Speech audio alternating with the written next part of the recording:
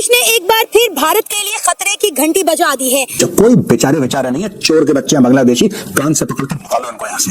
वो कहते ਅਸੀਂ ਤੇ ਭਰਾ ਵੱਖਰੇ ਹੋਏ ਹੀ ਨਹੀਂ ਸਾਂ, ਅਸੀਂ ਤੇ ਇੱਕ ਮੇਲੇ 'ਚ ਗੁੰਮ ਹੋਏ ਸਾਂ, ਕੋਈ 2 ਘੰਟੇ ਵਾਸਤੇ ਵਾਪਸ ਮਿਲ ਗਏ ਸਾਂ। बांग्लादेश की नेबर कंट्री म्यांमार ने बांग्लादेश के 271 किलोमीटर के बॉर्डर पर कब्जा कर लिया है।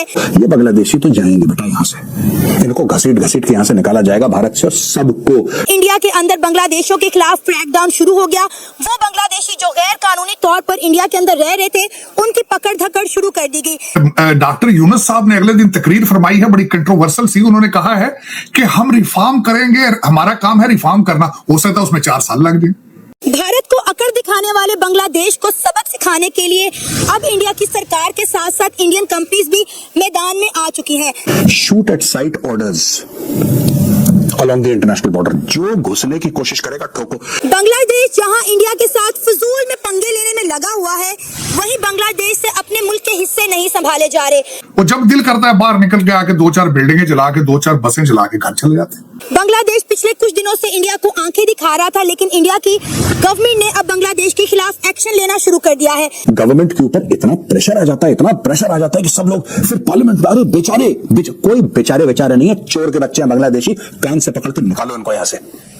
This is my country, this is not their country. वो तो हमारे मशरकी भाई हैं, हमारे बंगाली भाई हैं पाकिस्तान। मैं तो ये पाकिस्तानी फौज से भी ये कहना चाहता हूँ कि अगर वो आपसे मदद मांगे, आपको उनकी मदद करनी चाहिए, जाना चाहिए, क्योंकि हमको अब ये एक होना चाहिए, बताना चाहिए इंडिया को कि देखो जी, बांग्लादेश और पाकिस्तान आपस में भाई हैं। ये तो कायदे आज़म ने कहा था कि आप आपस में जब तक एक दूसरे के साथ जुड़ के रहोगे तो आपको कोई भी नहीं तोड़ सकता। अच्छा। तो अब इंडिया को ये डर है कि पाकिस्तान जो कुछ करा रहा है वो बांग्लादेश में पाकिस्तान करा रहा है।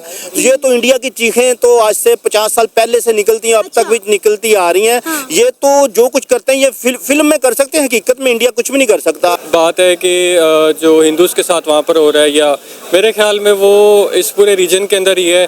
इंडिया के अंदर देखा जाए तो हिंदू जो है मुसलमानों के साथ करते हैं, पाकिस्तान के अंदर माइनॉरिटीज़ के साथ होता है, और वहाँ पर भी ये है। तो हमारे अंदर टॉलरेंस है ही नहीं, ठीक है। तो ये एक पूरे रीजन का मसला। बांग्लादेश की 16 दिसंबर जब पाकिस्तान से अलग हुए थे, अब वो जुड़ना चाह रहे हैं। मुझे तो ये समझ नहीं आ रही कि अब वो जुड़ना चाहते हैं। वो कहते हैं ਅਸੀਂ ਤੇ ਭਰਾ ਵੱਖਰੇ ਹੋਏ ਹੀ ਨਹੀਂ ਸਾਂ, ਅਸੀਂ ਤੇ ਇੱਕ ਮੇਲੇ 'ਚ ਗੁੰਮ ਹੋਏ ਸਾਂ, ਕੋਈ 2 घंटे वास्ते वापस मिल गए सां। देखें, बांग्लादेश जो है वो अब मुसलमानों के हाथ में मुकम्मल। पहले कठपुतली हुकूमत जो थी मोदी चला रहे थे उसको, तो अब बांग्लादेश को अगर उकसाया जा रहा है इंडिया के ख़िलाफ़, तो इसके पीछे ज़रूर किसी की साजिश होगी, क्योंकि बांग्लादेश खुद अभी इस पोजीशन में नहीं है कि वो किसी के साथ इस तरह से जो है वो पंगा ले। जब तक तोड़ेंगे नहीं तब तक छोड़ेंगे। अगर वो पाकिस्तान से मदद मांगना चाहते हैं तो पाकिस्तान को मदद करनी चाहिए ना। वो देखें, वो हमारे पुराने भाई हैं, हमारा पुराना मुल्क है वो बांग्लादेश। 72 में या 70 के करीब वो जब अलहदा हो गया था, वो 71 में वो अलहदा हो गया था, तो हमें उनकी मदद करनी चाहिए। वो हमारे मुसलमान भाई हैं। नहीं, म्यांमार भी असल में इंडिया की, अगर वो उनकी हुकूमत जो है वो भी इंडिया की कठपुतली है। म्यांमार की जो मुसलमान है वो इस वक्त कमज़ोर हालत में है, वो अपनी पावर के अंदर नहीं है। तो म्यांमार को इंडिया सपोर्ट करता है, उसके ऊपर वो जो है वो इन्वेस्ट करता है, उसको यूज़ करता है। पिछली दफ़ा भी आपने देखा कुछ साल पहले जब ये हमारे बहुत बड़े इन्होंने कत्लेआम किया म्यांमार के अंदर, और फिर लोगों को जो है वो कश्तियों पर निकलना पड़ा, जगह भी नहीं थी, लोगों के घर जलाए गए हज़ारों लाखों की तादाद में मुसलमानों के। तो म्यांमार के मुसलमान पॉपुलेशन उनकी ज़्यादा है, लेकिन वो पावर में नहीं है, क्योंकि उसको वहाँ की जो कठपुतली हुकूमत है, जिस तरह मोदी हसीना वाजिद को चला रहे थे, म्यांमार की पोजीशन तो इससे भी कमज़ोर है। तो म्यांमार तो टोटली वो जो है इंडिया के ऊपर जो है वो डिपेंडेंट है। अब तो वो तस्वीरें भी उतार रहे हैं मुजीबुर रहमान साहब की अपने करेंसी से। डॉक्टर यूनुस साहब को अगर देखा जाए तो उनका स्टेटस क्या है, ये सोच मैं थोड़े से अंदर के हालात बताना चाहता हूँ कि वो किस डायरेक्शन पे जा रहे हैं। उनका नाम उनका स्टेटस है एडवाइजर। उनके पास कोई ओहदा कोई नहीं है अभी तक। और दूसरा, उन्होंने डॉक्टर यूनुस साहब ने अगले दिन तकरीर फरमाई है, बड़ी कंट्रोवर्सल सी। उन्होंने कहा है कि हम रिफॉर्म करेंगे, हमारा काम है रिफॉर्म करना, हो सकता है उसमें 4 साल लग जाए। लेकिन यहाँ पे इतनी भीड़ इकट्ठा हो गई यार, भारत में कोई पूछने वाला नहीं है। सबको डर लग रहा है कि कोई हमें कम्युनल ना बोल दे यार, कोई ये ना बोल दे कि ये लोग कम्युनल हैं। तो भाई ये तो हम अपने आप को, जैसे अमेरिका में होता है बहुत लोग फायदा उठाते हैं, आप चोरी करिए, आप कुछ भी करिए, डकैती करिए, आप किसी को बोल दीजिए तू रेसिस्ट है, वो डर के मारे 4 कदम पीछे हट जाएगा। वो कहेगा नहीं भाई मैं रेसिस्ट नहीं हूं, please don't call me racist, I am not a racist. तो he gets on the defensive. मुसलमान जब पावर में होते हैं ना तो मोदी की जरूरत नहीं होती कहीं पे भी काम करने की। अच्छा। अब वहाँ पे मुसलमानों को कमजोर हालत में देख के तो वो उसके ऊपर वो इस तरह के बैन कर रहा है, इस तरह के काम कर रहा है। और वहीं अफगानिस्तान के अंदर के मुसलमान जो है वो ताकत के अंदर आए हैं तो उनके पाँव पड़ गया। मैं जानता हूं आपको कितनी दिक्कतें आई है। इंडिया क्या है, इंडिया कभी पाकिस्तान के काम में बोलता है, कभी चाइना के काम में बोलता है, कभी बांग्लादेश में बोल रहा है। बांग्लादेश एक खुद मुख्तियार मुल्क है, वो किसी के कब्जे में नहीं है, वो खुद है। उसे चाहिए कि वो अपनी मिलिट्री को मजबूत करने के लिए वो अपने मिलिट्री को मजबूत कर सकता है। देखें यही बात है ना, मुसलमान जहाँ पे इकॉनमी के अंदर पावर में हैं या मिलिट्री के अंदर जो पावर के अंदर हैं, तो वहाँ पे मोदी जैसे लोग जो हैं उनके पाँव पड़ने के लिए पड़ जाते हैं फ़ौरन। सऊदीया के अंदर भी इनका यही मामला है कि सऊदीया की इकॉनमी अच्छी है, दुबई की इकॉनमी अच्छी है, गल्फ़ की इकॉनमी अच्छी है। तो अब अफगानिस्तान थोड़ा सा पावर के अंदर है, इकॉनमी तो अच्छी नहीं थी उसकी, लेकिन उनके पास पावर थी। तो अब यहाँ पे मोदी फौरन पाँव पड़ गया। तुम्हें कम्युनल कहना है कहो, तुम्हें जो कहना है कहो, ये बांग्लादेशी तो जाएंगे बेटा यहाँ से, इनको घसीट घसीट के यहाँ से निकाला जाएगा भारत से, और सबको till the last Bangladeshi. I want all of you to promise, आप वादा कीजिए अपने आप से कि जब तक इस देश में आखिरी बांग्लादेशी नहीं जाता जो इलीगली आया है, who has come illegally into India, he should be thrown out from India. There is no space for them.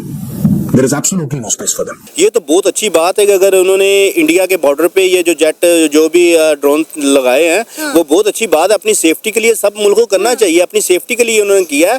देखो अगर इंडिया इतना बड़ा है तो अगर बांग्लादेश छोटा सा, तो उसने उसके साथ मुकाबला किया, दुनिया को बताया कि हम इंडिया से नहीं डरते, हम ये मोदी सरकार से नहीं डरते। इसकी सबसे मेन रीज़न यही है कि जिसने मुल्क हमारा पाकिस्तान तोड़ा था ना, उनके मुंह पे तमाचे बज रहे हैं, आज उन्हीं के पुतले जलाए जा रहे हैं। जिन्होंने मुल्क तोड़ने की बातें करते हैं आज उनके मुंह पे थप्पड़ बज रहे हैं। और उसका सबसे बड़ा रीज़न यही है, अगर ये कहें कि प्याज नहीं मिल रहे, टमाटर नहीं मिल रहे या कुछ नहीं मिल रहा, तो उसके लिए और बहुत सारे कंट्रीज पड़े हैं।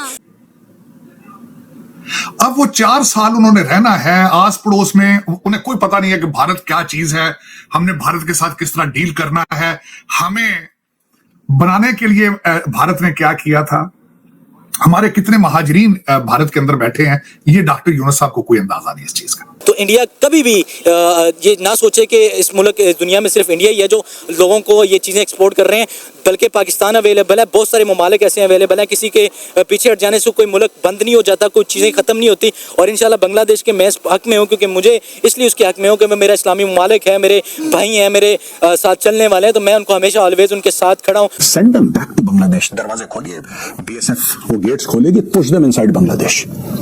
और एक और चीज, shoot at site orders along the international border। जो घुसने की कोशिश करेगा ठोको।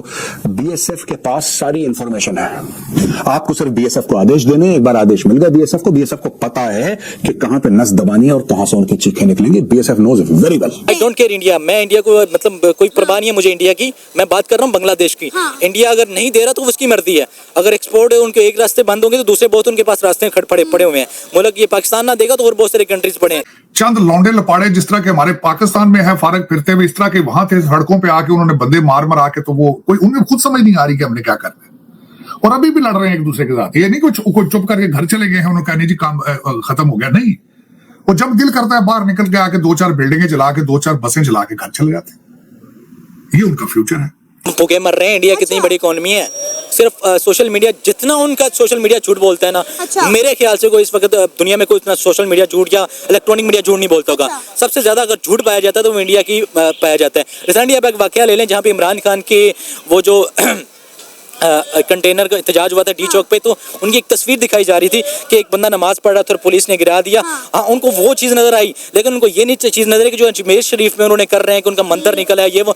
इंडिया सिर्फ बाकायदा एक फसाद बर्पा करता है और फसाद के अलावा उसके पास कुछ नहीं है। अगर वो चाहता है कि ये चीज़ें ख़त्म हो तो ये उनके ये झूठ, ये जो इलेक्ट्रॉनिक मीडिया है और सोशल मीडिया को ख़त्म करना पड़े, झूठ ख़त्म करना पड़े। लेकिन झूठ उनमें कूट के भरा है, वो इतने नफरत अंगेज बातें करती है मीडिया उनकी कि बात वहीं पे खत्म हो जाती है। ये कुछ भी कर सकते हैं। It is important to identify and deport every single illegal Bangladeshi and Rohingya from India. आप नहीं करेंगे, आपका देश खतरे में है, मेरा देश खतरे में। सोच लीजिए आपको क्या करना है। हाँ जी, राम राम, जय श्री राम, जय श्री राम, जय श्री राम। कैसे हैं आप लोग? जैसा आपने वीडियो तो देख लिया, तो इतनी नफरत भरी पड़ी है इन पाकिस्तानियों में वहाँ बांग्लादेश में हिंदू मर रहे हैं बेचारे, उनके ऊपर अत्याचार हो रहे हैं, लेकिन इनकी अंदर की नफ़रत है कि जा ही नहीं रही, इतनी नफ़रत भरी हुई है इनके अंदर। ये जो जज्बे वाली कौम है, इनके अंदर नफ़रत सिर्फ हिंदुओं के लिए भरी हुई है और किसी के लिए नहीं। और आपने देखा होगा कुछ चैनल्स हैं जो वो सिर्फ यही बोल रहे हैं, अंकल ट्रंप आएंगे 20 जनवरी को, अंकल ट्रंप आएंगे तो ये सब ठीक हो जाएगा, ये हो जाएगा, वो हो जाएगा। ऐसा कुछ भी नहीं है, क्योंकि ट्रंप साहब को अपने देश को पहले ठीक करना है। वो कोई इसलिए नहीं आ रहे कि बांग्लादेश को ठीक करेंगे, ये तो मोदी जी को ही कुछ करना पड़ेगा, बीजेपी की गवर्नमेंट को, भारत की गवर्नमेंट को कुछ करना पड़ेगा उन निर्दोष हिंदुओं के लिए जो वहाँ बेचारे मारे जा रहे हैं। बड़े अफसोस की बात है कि हिंदुस्तान ने अभी तक कोई ठोस कदम नहीं लिया, भारत सरकार ने, बीजेपी की सरकार ने अभी तक कोई ठोस कदम नहीं लिया। बाकी तो बांग्लादेश का डाउनफॉल तो शुरू है, अब वो उनका डाउनफॉल ऐसा होगा कि वो पाकिस्तान से भी नीचे जाएंगे और पाकिस्तान से भी बदतर होंगे। बांग्लादेश में जितने भी हिंदू भाई बहन हमारे, वो सही सलामत रहें, उनकी जान बख्शी जाए, उनकी बहनें, बेटियां, बहुएं, जो हमारे, उनके बच्चे जो हमारे बच्चों जैसे हैं, वो ठीक रहें, उनकी जानों की हिफाजत रहे। तो जी उम्मीद करता हूँ वीडियो आपको पसंद आया होगा। प्लीज़ चैनल को सब्सक्राइब करें, वीडियो को लाइक करें, शेयर करें। मैं आपको मिलूंगा अगले वीडियो में, तब तक के लिए जय श्री राम, हर हर महादेव, जय हिंद।